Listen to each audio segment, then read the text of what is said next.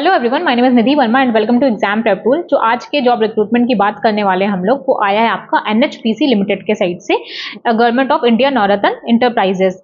JEE की post के लिए आया हुआ है। तो देखो, अगर आप लोग इंजीनियरिंग कर रहे हैं तो जो पहली पोस्ट आई है वो कुछ और भी पोस्ट हैं, जैसे कि असिस्टेंट राजभाषा के लिए, असिस्टेंट राजभाषा ऑफिसर के लिए। अगर आप लोग उसमें इंटरेस्टेड हैं तो आप लोग एक बार उसको नोटिफिकेशन में पढ़ लीजिएगा। बाकी जेई की पोस्ट के लिए आया है, अगर आपने सिविल कर रखा है तो उसमें जो उनका एजुकेशनल क्वालिफिकेशन मांगा है, आपका 3 साल का रेगुलर डिप्लोमा होना चाहिए सिविल इंजीनियरिंग में। 3 साल का रेगुलर डिप्लोमा होना चाहिए। कोई भी दूसरी डिसिप्लिन कंसीडर नहीं किया जाएगा, ये बात ध्यान रखिएगा। अगर आप लोग सिविल के लिए अप्लाई कर रहे हैं, जेई सिविल के लिए अप्लाई कर रहे हैं, तो आपका 3 साल का रेगुलर डिप्लोमा होना चाहिए सिविल इंजीनियरिंग में, और प्लस 60% होना चाहिए मिनिमम। 60% मिनिमम मार्क्स होना चाहिए अगर आप लोग जनरल, ओबीसी या ईडब्ल्यूएस से बिलोंग करते हैं। बाकी अगर आप लोग एससी, एसटी, पीडब्ल्यूबीडी से हैं तो आपका 50% पे भी काम बन जाएगा। एज लिमिट दी गई है 30 ईयर। टोटल वैकेंसी 109 है, तो चांस अच्छा है, बट एजुकेशनल क्वालिफिकेशन एक बार आप देख लीजिएगा। अगर आप लोग जूनियर इंजीनियर इलेक्ट्रिकल के लिए अप्लाई कर रहे हैं तो उसमें भी आपका 3 ईयर का रेगुलर डिप्लोमा होना चाहिए इलेक्ट्रिकल इंजीनियरिंग में। 30 ईयर एज लिमिट दी गई है। टोटल 46 वैकेंसी है।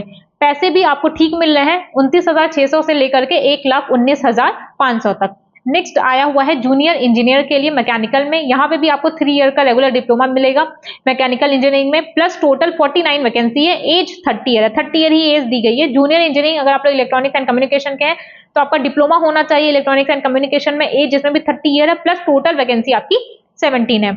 और बात की जाए जो इंपॉर्टेंट है, तो अगर एप्लीकेशन फीस की बात की जाए तो फीस है आपकी 600 रुपए, टैक्सेस के साथ मिला के 708 हो जाएगा।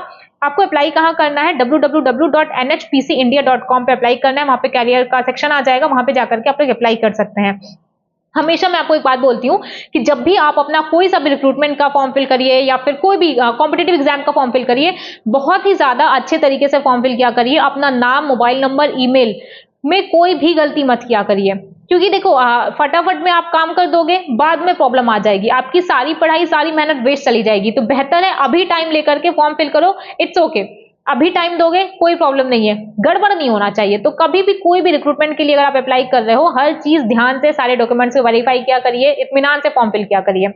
सिलेक्शन प्रोसेस की बात किया जाए तो 2 स्टेप होगा, एक होगा आपका सीबीटी, दूसरा होगा रिटन टेस्ट। ठीक है, सीबीटी रिटन टेस्ट दोनों होगा। सीबीटी में आपका मिनिमम 40% होना चाहिए, और जो रिटन टेस्ट होगा, सीबीटी और रिटन दोनों मिला के आपका 40% होना चाहिए, मैंने गलत बोल दिया। और एससी, एसटी, पीडब्ल्यूबीडी के लिए आपका 35% होना चाहिए।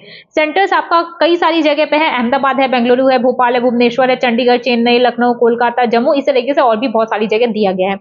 अगर एग्जामिनेशन की बात किया जाए तो एग्जामिनेशन आपका इंग्लिश और हिंदी दोनों लैंग्वेज में होगा। ड्यूरेशन 3 आवर का होगा।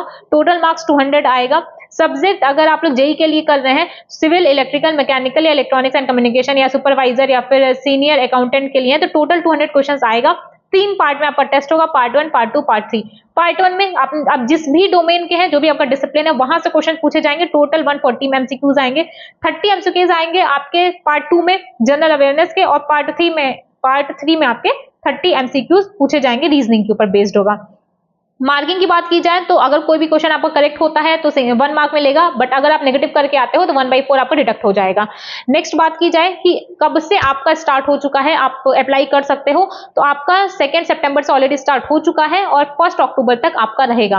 तो 1 अक्टूबर को आप छोड़ ही दो। अगर आप लोग अप्लाई करना चाहते हो, आप लोग एलिजिबल हो, तो आप लोग अब अप्लाई कर सकते हो। ऑलरेडी आज आपका 3 सितंबर है, तो आप लोग एलिजिबल हो, आप लोग अभी अप्लाई कर दीजिएगा।